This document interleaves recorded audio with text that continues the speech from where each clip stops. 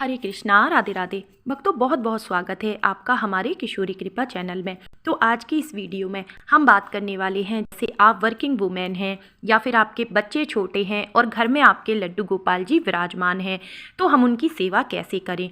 कई बार ऐसा होता है ना कि हम उनकी सेवा अच्छे से नहीं कर पाते, तो हमारे मन में ये भाव आते हैं कि हम इन्हें किसी को दे दें, क्या इन्हें मंदिर में छोड़ दें, क्या इनका विसर्जन कर दें।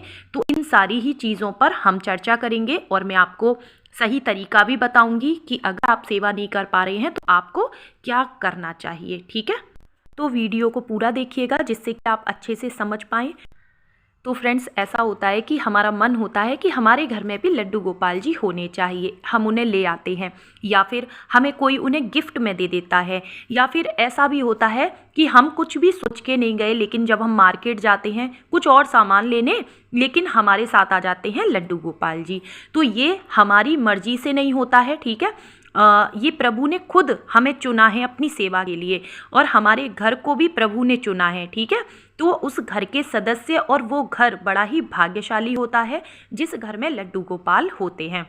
और फ्रेंड्स, कई बार ऐसा भी होता है कि कुछ भक्त लड्डू गोपाल की सेवा तो करना चाहते हैं, लेकिन उनके मन में ये रहता है कि नहीं, हम नहीं कर पाएंगे क्योंकि इनकी सेवा बहुत ज़्यादा होती है। तो ऐसा नहीं है। आपके घर में चाहे बाल राधा रानी हो या फिर लड्डू गोपाल जी हों, तो ये सिर्फ हमारे मन का डर होता है। क्योंकि फ्रेंड्स, इनकी सेवा ना बिल्कुल बच्चे की तरह होती है। जैसे आपके घर में एक छोटा बच्चा होता है ना, और उसके लिए तो फिर भी आपको शायद पूरा दिन देना पड़े, ठीक है, लेकिन इनकी सेवा में ऐसा नहीं होता है। अगर आप बिज़ी रहते हैं, आप जॉब करते हैं, तो आप अपने तरीके से, अपने समय के हिसाब से भी इनकी सेवा कर सकते हैं। तो सबसे पहले तो मैं आपको इनकी सेवा का एक सरल तरीका बता रही हूँ। जैसे गर्मियाँ हैं तो आप इन्हें सुबह में जल्दी उठाएं, और अगर सर्दियों का समय है तो आप इन्हें 7:30-8 बजे तक उठाएं। उसके बाद जैसे सर्दियाँ हैं तो इन्हें गुनगुने पानी से आप स्नान कराएं, मौसम के हिसाब से इन्हें वस्त्र पहना दें। अगर आप इनका श्रृंगार नहीं करना चाहते हैं, इतना समय नहीं है, तो कोई दिक्कत नहीं है, ठीक है। आप उन्हें स्नान जरूर से करा दें और वस्त्र पहना दें। इसके बाद फ्रेंड्स आती है इनकी भोग सेवा की बात।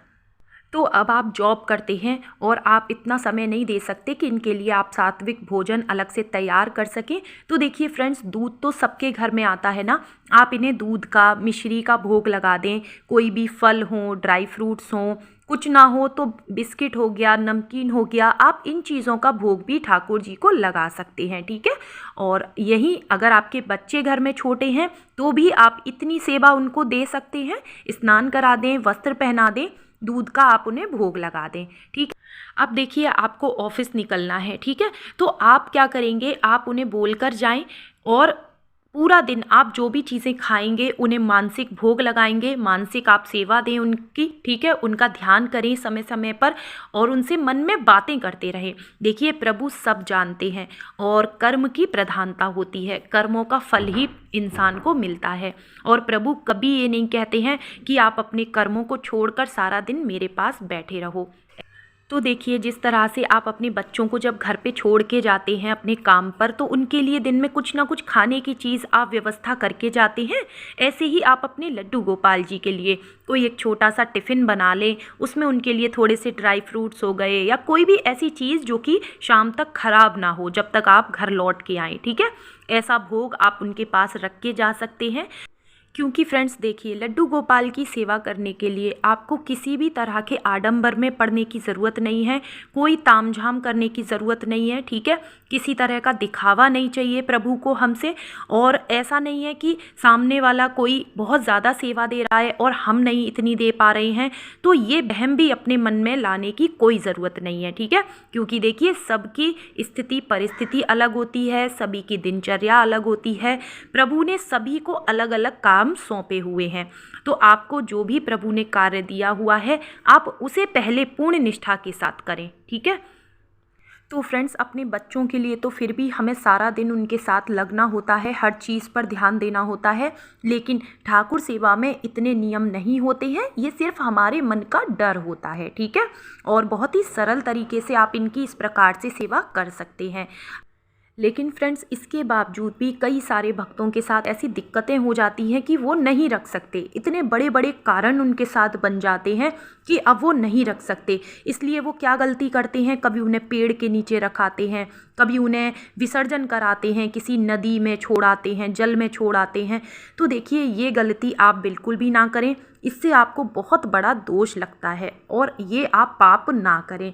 हाँ, अब आपको करना क्या है, देखिए अगर आप उनकी सेवा सच में नहीं कर सकते फ्रेंड्स, तो मैं इतना भी कहूँगी कि इसका मतलब प्रभु आपके खुद आपका घर छोड़ना चाहते हैं, ठीक है।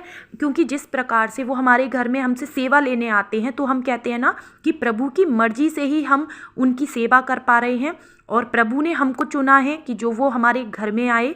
लेकिन अगर किसी भी कारण से अब आप सेवा उन्हें नहीं दे रहे हैं या आपका मन हट गया है उनसे, तो ये भी कहीं ना कहीं प्रभु ही चाह रहे हैं आपके घर को त्यागना।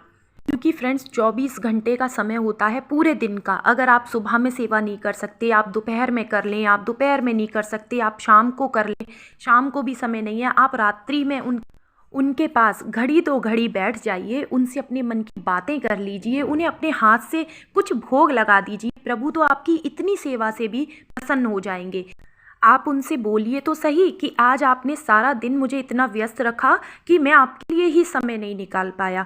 प्रभु आपके सारी चीज़ें जानते हैं, सब कुछ जानते हैं, भगवान को कुछ बताने की ज़रूरत नहीं है, लेकिन फिर भी ये हमारा प्रेम होना चाहिए अपने प्रभु के प्रति, ठीक है।